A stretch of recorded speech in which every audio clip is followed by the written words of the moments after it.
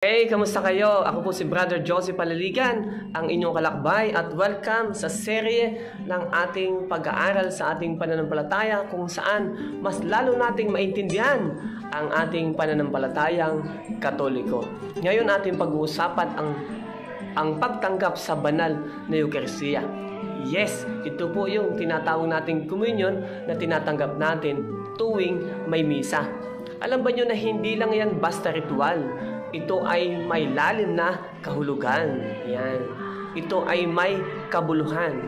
Kaya nga, may kondisyon. Actually, may 4 na kondisyon bago tayo tumanggap ng banal na komunyon. Ang una, dapat tayo ay Katoliko at nagsasabuhay ng ating pananampalataya. Ibig sabihin na andun yung ating pagsisikap na gawin ang turo ng simbahang Katoliko itinatag ng ating Panginoong Jesucristo. Ano man po ang pangalawa, dapat tayo ay nasa edad ng katuwiran, nasa age of reason. Sa ating lugar o sa ating diocese, at least nagsisimula tayo grade 4, yung First Communion. At hanggang sa tayo ay tumanda. At pangatlo, anong pangatlo? Dapat tayo ay nag-aayuno. At least 1 oras bago tayo tumanggap ng banal na komunyon ay hindi tayo kumain. Siyempre, kinakailangan kung kayo may sakit, uminom kayo ng gamot o uminom tayo ng tubig. At ang pang-4, dapat tayo ay nasa state of grace. Ibig sabihin, walang kasalanang mortal. At kung meron tayong kasalanang mortal, ano ang dapat natin gawin? Tayo muna ay pumunta sa confession. Mangumpisal muna tayo bago tayo tumanggap ng banal na communion. At tandaan, dapat ang tatanggap ng banal na communion ay, siyempre dapat ay buhay. Kung siya man ay may sakit, at least kahit papaano ay nauunawaan niya kung ano nangyayari sa kanya. Nauunawaan niya na ang tatanggapin niya ay ang banal na katawan o dugo ng ating Panginoon. Kahit nga konti lang yan, kung ito may sakit, at least basta naunawaan mo yan. Kahit konting patak ng dugo ay okay na po yan. Para tayo po ay maligtas. Paano ba tayo tumatanggap? Siyempre, ang sinasabi sa atin, ito talaga po ang itinuturo sa atin. Dapat tayo tumanggap ng nakatayo, nakatayo tayo at sa pamamagitan ng ating mga kamay. Sa ngayon, may tumatanggap pa din sa pamamagitan ng bibig, pero hindi naman ito pinagbabawalan ng ating simbahan. Pero kalimitan, tayo ay nakatayo.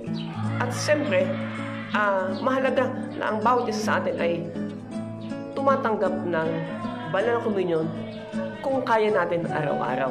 Kaya nga yung mga pari, alam mo yung mga pari, dahil kailangan natin ng pagtanggap nito, ng katawan ni Kristo, sila ay pwede silang magbisa ng 2 beses isang araw, lalo na kung araw ng linggo, o mga pistang pangilin. Dito nga sa ating lugar, sa ating diocese o kahit sa ating parokya, 3 misa nga ang mga pari. Pinapayagan yan kasi nga sa dami ng mananampalataya, pero iila naman ang mga pari. Lalo na kapag panahon ng kaluluwa o panahon ng Pasko o mga pistang pangilin, mga kalakbay. Pero at least ano ba yung regular na dapat nating, at least dapat makatanggap ka ng banal na komunyon. At least mga kalakbay ay 1 beses sa 1 taon. Ito'y mula Miyerkules ng Abo hanggang sa Pentecostes o 90 days bali yun mga kalakbay. Kaya kung kaya mo naman tumanggap ng banal na komunyon araw-araw, ay mas makabubuti yun. Pwede nga tumanggap ka ng komunyon 2 beses. Mahalaga, sa banal na misa mo ito tatanggapin. Kaya mga kalakbay, sumama kayo sa ating paglalakbay araw-araw upang matutunan natin ang ating pananampalataya.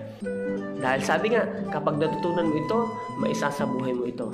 At kapag maisabuhay mo ito, mamahalin mo ito. At kapag mamahalin mo ito, hindi mo ito kailanman iiwan. Ako po si Brother Josie Palaligan, ang inyong kalakbay. At ito ang The Sacrament Series. Hanggang sa susunod na paglalakbay at talakayan, ingat po kayo palagi Sa awa ng Diyos, mabuhay po tayong lahat.